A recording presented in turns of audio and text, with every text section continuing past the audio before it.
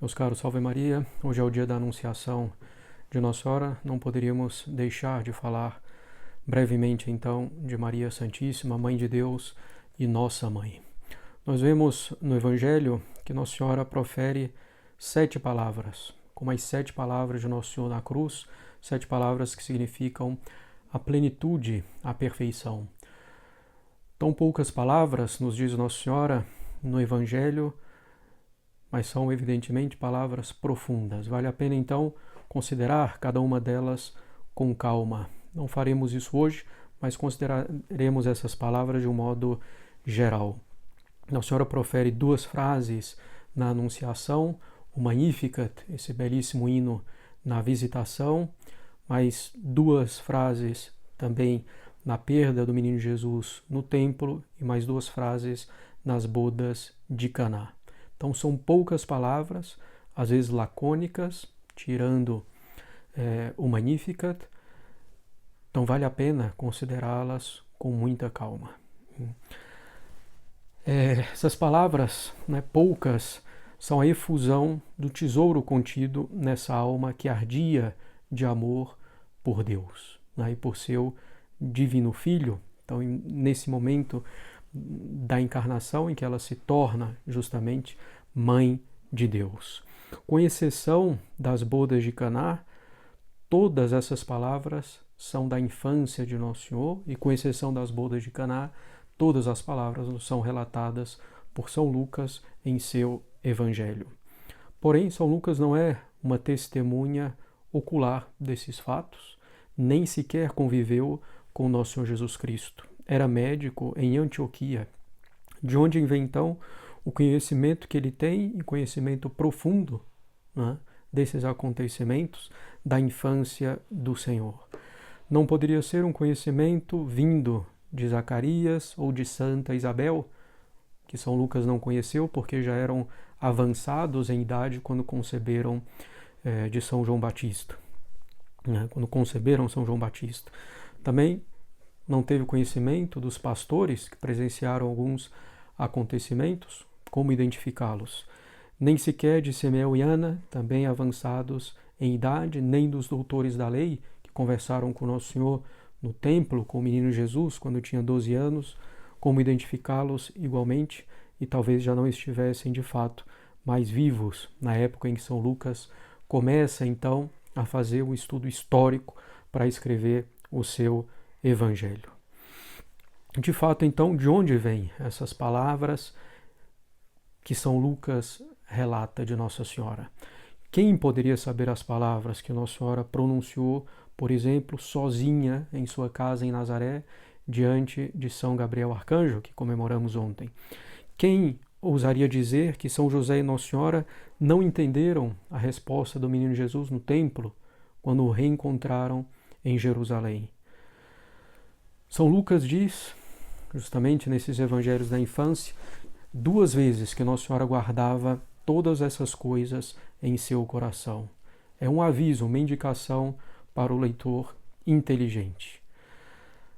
É Nossa Senhora quem falou diretamente para São Lucas essas palavras. A natureza dos fatos da infância, a precisão e a riqueza de detalhes, tudo isso nos faz concluir que Nossa Senhora, ela mesma, é a fonte primária do relato de São Lucas. O próprio estilo de linguagem utilizado por São Lucas nesses 2 capítulos da infância é muito diferente do estilo utilizado em todo o resto do seu evangelho, porque ele quis guardar ao máximo o estilo utilizado por Nossa Senhora ao relatar esses fatos. Também nós temos um traço feminino nesses episódios, por exemplo, o detalhe da lembrança das datas. 6 meses fazia que Isabel tinha concebido. Então, no Evangelho da infância de São Lucas, nós temos os fatos apresentados por Nossa Senhora, ela mesma, que São Lucas colocou então por escrito. Nós temos no Evangelho da infância de São Lucas o coração de Maria.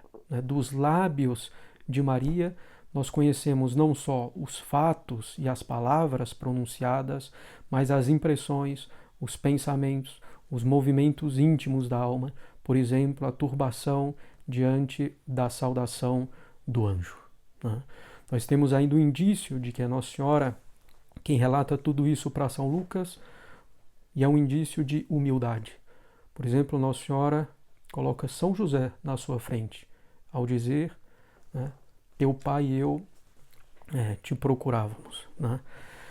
Então, um indício de humildade. Humildade também no elogio a outras figuras que aparecem nesses episódios. O elogio a Simeão, o elogio a Ana, o elogio a São Zacarias e a Santa Isabel, por exemplo. Para ela mesma, nenhum elogio, a não ser nas palavras do anjo, evidentemente, que ela não podia esconder, e também no hino, né, de humildade e de ação de graças, que é o Magnificat.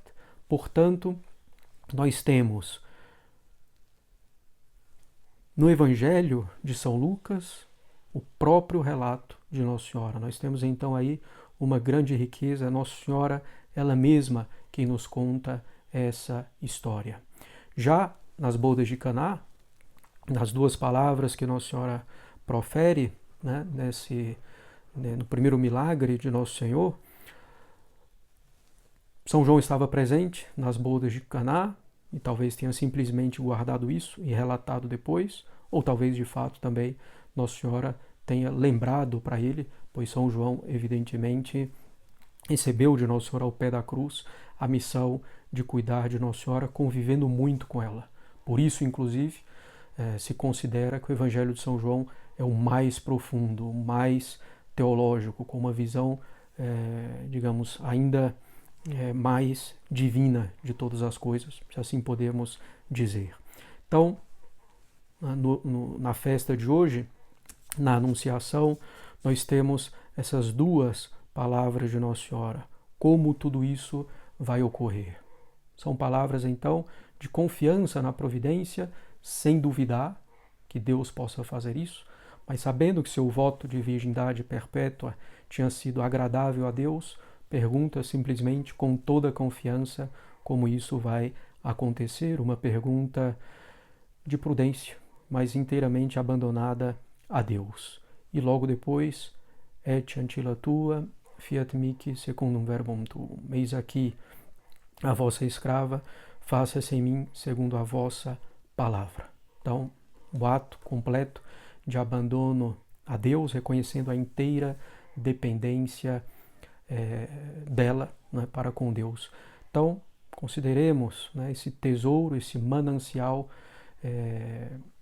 de graça, de sabedoria, de vida espiritual, são as palavras de Nossa Senhora no Evangelho relatadas por ela mesma, e que isso possa então alimentar efetivamente a nossa alma. Feliz festa da Anunciação para todos nós. Salve Maria, que Deus abençoe.